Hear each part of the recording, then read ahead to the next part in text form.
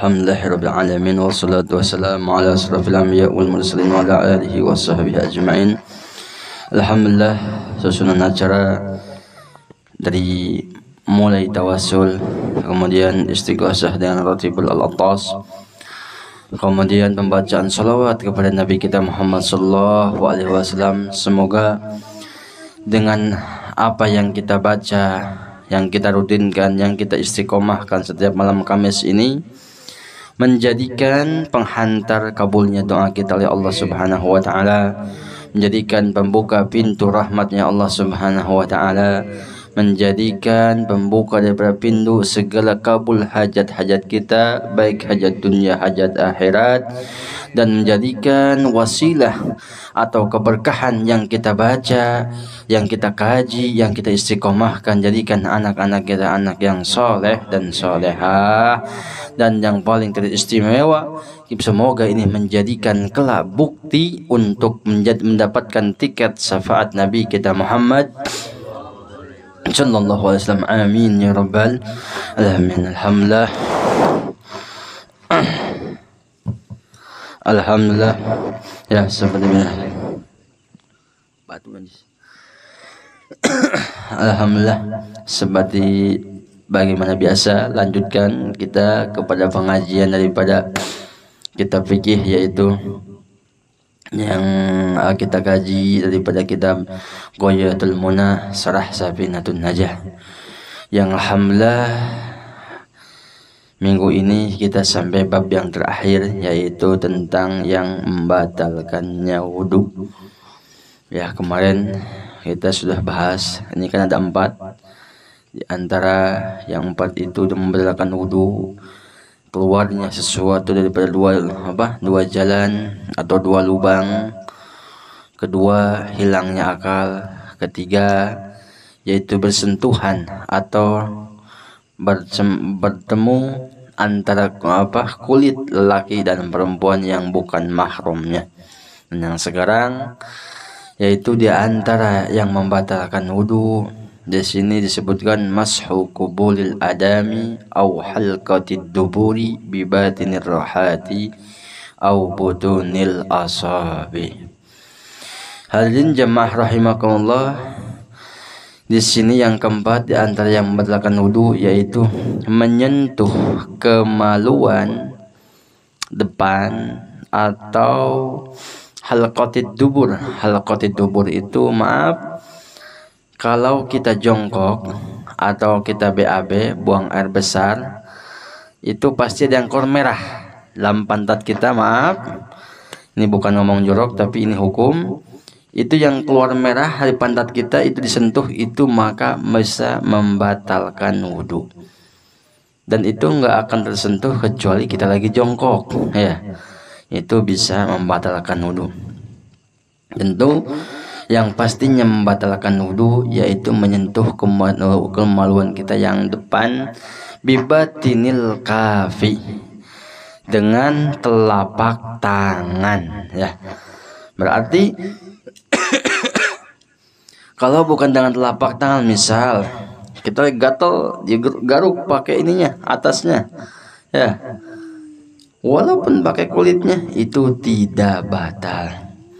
Tapi kalau pakai ini hanya kesentuh atau ini butun rahah, ini ya, butun asab atau butun rahah, ini pakai ini, baik pakai telapak yang ini telapak tangan ataupun asabi, pakai yang ini, jemari ini, maka dianggap batal. Sawaun kana minhu min ghairihi amdan aw sahwan, baik itu kemaluan punya dia ataupun punya temannya, tetap dianggap batal. Ya, berarti kalau kita menyentuh kemaluan yang punya temannya, berarti yang batal tetap yang menyentuhnya.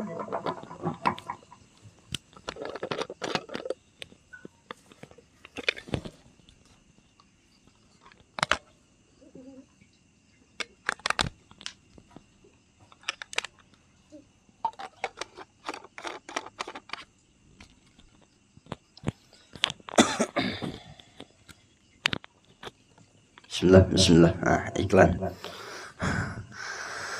Ya, kembali lagi. Berarti yang menyentuh, kalau kita menyentuh kemaluan temannya, ini yang laki-laki, berarti yang batal mana? Yang menyentuh, yang tersentuh tidak batal. Kalau menyentuh laki-laki, beda kalau menyentuhnya perempuan.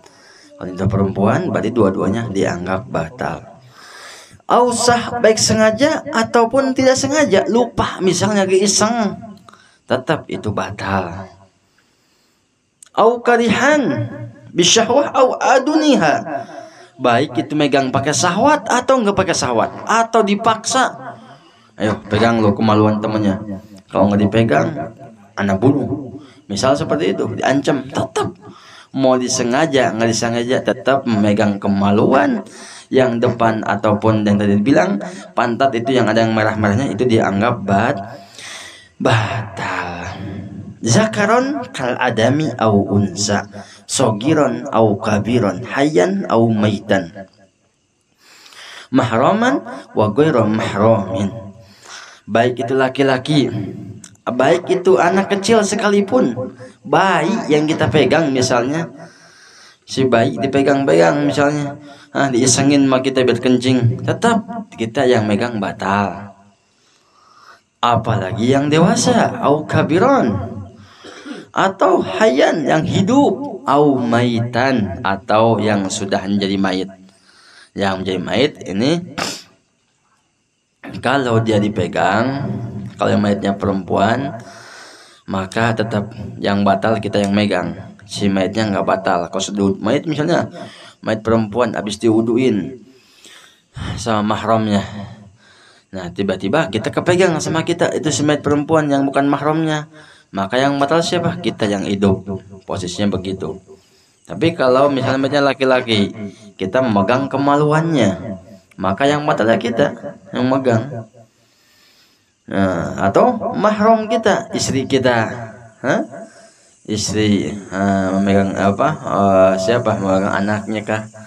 Yang si ibu memegang anaknya, berarti yang batal si ibunya, anaknya nggak batal. Gitu. Atau terus kita memegang istrinya, ya kita sentuhan sama istri ya batal. Istri kita mahram, cuma mahramnya untuk berhubungan bersetubuh isi mahram. Tapi kalau untuk masalah bab wudu, batal bersentuhan dengan istri. Misalnya ada muttasilan au munfasilan.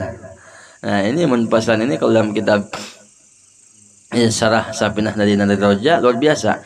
Misal ada kemaluan seseorang kepotong, misalnya kepotong, tapi isi itu kemaluan masih dianggap kemaluan, dipegang sama kita, sudah pisah dengan jasadnya, pisah dengan sininya, misalkah peperangan atau gimana, terpotong, tapi masih disebut itu kemaluan.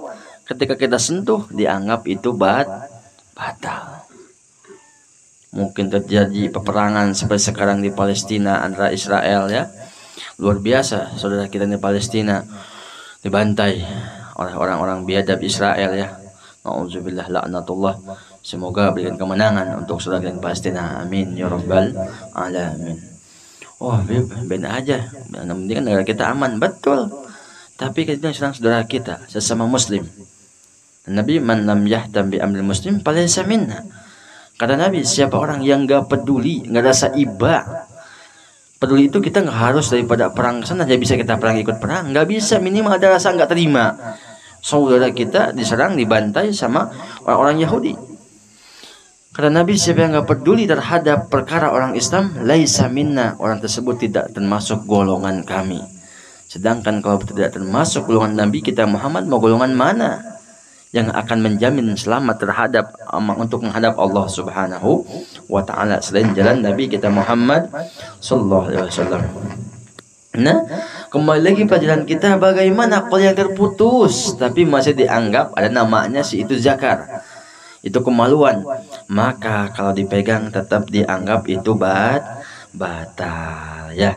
Jadi ini yang yang keempat yang membatalkan wudu, sebagaimana hadis Nabi sallallahu alaihi wasallam, man massa zakarahu falyatawaddo. Kata Nabi, siapa orang yang menyentuh kemaluannya dengan telapak tangan, dengan telapak tangan atau dengan jari jemari ini atas ini, maka itu dianggap batal. Kalau pakai yang atasnya monggo, mau digaruk sampai lecet juga monggo, enggak membatalkan wudhu ya. Itu yang keempat daripada yang membatalkan wudhu. Nah, insyaallah minggu depan kita masuk pelajaran tentang maninta qada'a wudu'u haramun alaihi arba'ata asya. Orang-orang yang batal wudu maka haram baginya melaksanakan 4 perkara dalam hal ibadah. Insyaallah minggu yang akan datang.